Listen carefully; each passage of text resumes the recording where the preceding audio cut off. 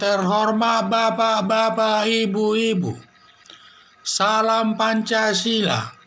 Bapak-bapak, Ibu-ibu yang melihat video saya ini, tolong jangan lupa subscribe, like, dan di-share. Sifatnya gratis. Saya akan mengomentari pada tanggal 8 September 2021 ini. Saya akan mengomentari Yaya Waloni awalnya teriak-teriak setelah ditangkap sakit-sakitan.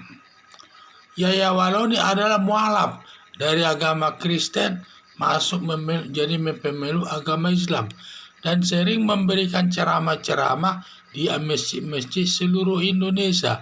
Dalam ceramahnya tersebut selalu menjelek-jelekan agama Kristen yang katanya agama Kristen itu adalah isi Alkitabnya itu isinya adalah palsu.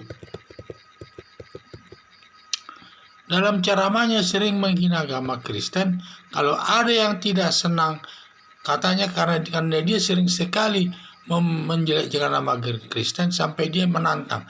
Kalau ada yang tidak senang mendengar ceramahnya, silakan lapor ke polisi. Nanti akan dihadapi sendiri. Jangan orang lain yang dilaporkan. Saya sendiri yang dilaporkan. Saya akan hadapi sampai ke polisi, katanya. Sebagai pertanda tidak takut sama polisi, dan juga sampai banyak orang berpandangan bahwa Yaya Waloni adalah kebal hukum. Setelah Yaya Waloni ditangkap polisi, sangat berbeda. Rupanya Yaya Waloni sangat penakut ditahan polisi. Berbagai dilakukan agar tidak ditahan, yaitu langsung sakit. Pada saat dia ditangkap polisi pertama kali, langsung sakit jantung.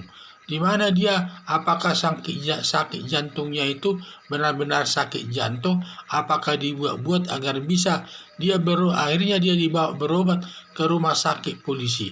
Dan di rumah sakit polisi dia tentu tinggalnya tambah enak, udaranya dingin, dipakai kasur. Kalau dia di dalam tahanan hanya tanpa kasur, dan juga dia kedinginan di sana. Itulah dibuat akal-akalannya semua. Rupanya dia saking takutnya di kantor polisi tersebut ditahan. Dan penangkapan kedua, saking takutnya dia pipis di celana.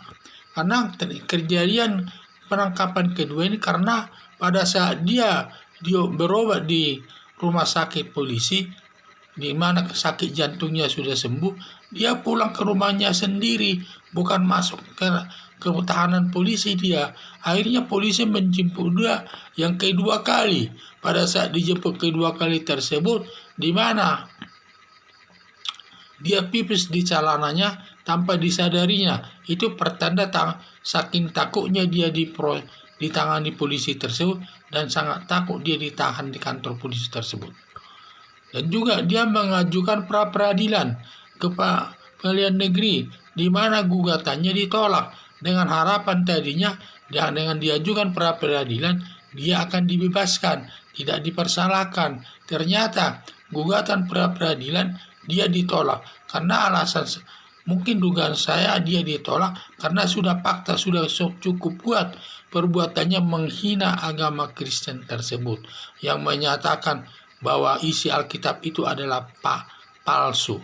Jadi tidak ada alasan daripada pra-peradilannya memenuhi gugatannya, sehingga gugatannya tersebut ditolak, sehingga dia berakibat dimasuk penjara lagi, ditahan lagi dia di kantor polisi. Semua upaya Yaya Waloni gagal dan tetap ditahan polisi dalam menyelesaikan perkaranya. Harapan saya Yaya Waloni mentaati aturan hukum agar cepat penyelesaian perkaranya, karena nanti dia merugikan dirinya sendiri. Di samping itu nanti dapat digunakan sebagai alasan pemberat. Kalau dia suka lari dari tahanan, nanti takutnya dia dititipkan di tahanan Nusa Kambangan yang lebih ditakuti lagi oleh masyarakat. Sehingga dia agar tertib saja dan mengikuti semua penyelesaian perkara tersebut. Jangan menentang aturan-aturan yang sudah berlaku, karena sudah fakta dia. Apalagi semua sudah banyak yang menyaksikannya. Setiap memberikan ceramah selalu menghina agama yang dianunya semula, yaitu terutama agama Kristen yang menyatakan salib itu yang menyatakan bahwa isi Alkitab itu adalah palsu dan lain sebagainya, sehingga membuat umat Kristen itu sangat sakit hati. Akhirnya dia ditangkap oleh polisi. Setelah ditangkap dia, kalau awalnya sebelum dia ditangkap, padahal dia sering memberikan ceramah-ceramah menjelaskan agama Kristen, sepertinya dia pemberani, teriak-teriak, silakan lapor saya ke polisi, saya tidak takut, saya hadapi semua, katanya. Seakan-akan dia kebal hukum. Tetapi setelah dia ditangkap polisi, bukan main penakutnya, baru beberapa hari ditahan, pura-pura sakit jantung. Setelah sembuh sakit jantung, pulang ke rumahnya sendiri, bukan ke tahanan. Akhirnya ditangkap polisi yang kedua.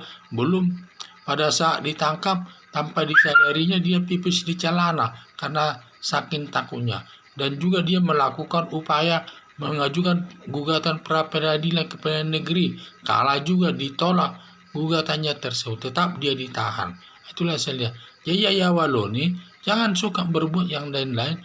Ikutin saja penyelesaian perkara tersebut agar cepat selesai sesuai dengan aturan hukum yang berlaku. Sekian dan terima kasih.